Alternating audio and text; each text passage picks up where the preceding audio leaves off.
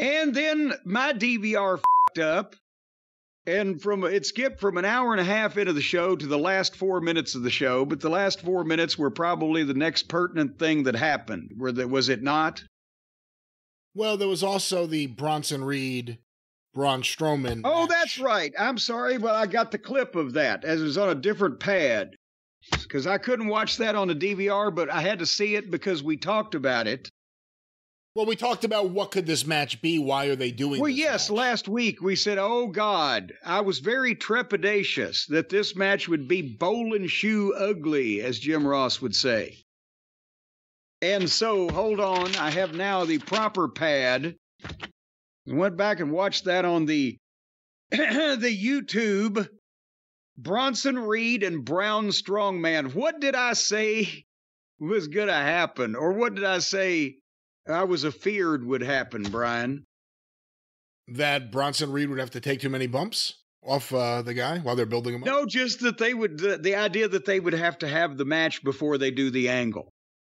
Remember I said I'm right there with them if they'll just do the angle and not have the match. But God, if they have to have the match before they do the angle. Well, they had the match before they did the angle. So you liked it? No. Well, I liked the angle. The match was another story. Do you see what I mean now? That what I was afraid would happen would be that match that they had. Again, you know, the fans were kind of into it, but it didn't really benefit Bronson Reed to have that kind of exposure to Braun Strowman kicking his ass before. But again, it built into, I guess, that he was so frustrated he couldn't really hurt him is why he attacked him with a garbage can. As soon as he came I've seen more motion in a paralysis ward. There's fucking paraplegics that are more nimble than, because it accentuated the negatives for both guys without being able to accentuate any of their strengths. The big overpowering monster that's bigger than the guy he's wrestling, except when they're both supposedly irresistible force and immovable object, kind of meets in the middle. I mean, Brown opened with the drop kick to the nuts. Did you see? He could get his feet 3 feet off the fucking ground. And then it was just meat chopping. Well, one guy would back the other guy in the corner, and that guy would be immobile while the other guy chopped meat, as they used to say in the business. And I mean, it was clothesline, squash in the corner, headbutt type of stuff, shoulders in the corner. They both did a cross body, which was kind of impressive for each, but and then finally Bronson Reed getting slammed off the top. But then there was another clothesline and some staggering. And I wrote, this is brutal.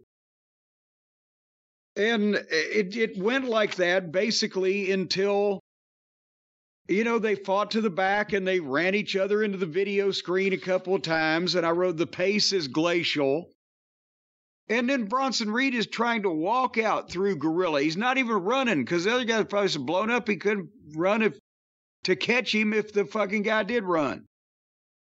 And they fight in the back of the arena at the trash can and beat up security and go to the parking lot. And then they find the car to do the angle. He knocks Bronson Reed over, choke slams him on a car hood and knocks him over another car. But then they're fighting on the equipment cases, and Bronson Reed climbs to the top of the wall. And Braun Strowman is laying there on the hood, not the hood, but the top of the car, roof of the car. And it's about 6 feet. So maybe extra foot above the top rope, but it looks great because it's a concrete wall. And he splashed him and caved in the car roof some. And here comes Pierce and the referees, and there's chaos, and they go right to break. That was great. Great splash on the car hood. But God damn, that match was brutal. And it's not their fault. They can't really do anything else with each other. There has to be some one side of the match that can move, and I know people are going to say Bronson Reed can move, but he can't necessarily move Braun Strowman around.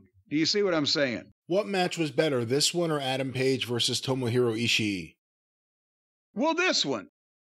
Because they were very similar in a lot of ways. What? Jesus Christ. A giant of a man against a small No, well, at least, I mean, this stuff just looked ugly. It didn't look silly. So we got that going for us. So again, yes, that. Well, I sorry to interrupt. But... I was just going to say this again. Again, it was a great angle at the end, but I don't think the match did anybody any favors getting there. But your thoughts. We had the Seth Rollins injury angle, the multiple weeks of splashing the Miz, although he still appears to be breathing. And then, of course, now this angle where Braun Strowman got splashed on the roof of a car. Are they doing a good job rebuilding or finally building Bronson Reed? Yes, and his finish, which is equally important. When people think of the glory days, Jake Roberts, the DDT, or Sergeant Slaughter, the Cobra Hold, or whatever, every Hulk Hogan, the leg drop. But every great star had their finish. And if this guy can do that to the names he's done it to, he can injure anybody with it. And it is dangerous, and it's exciting to see, and a blah, blah, blah. So that's not only pushing the guy, but it's giving him a major tool to use to get over even more, and something that people will buy if he does it to the main event fucking guys. If he does it to Roman Reigns, people would buy it. So that's what you've got to do also, and they're doing a wonderful job there. And how long does Braun get off now after this? I don't know.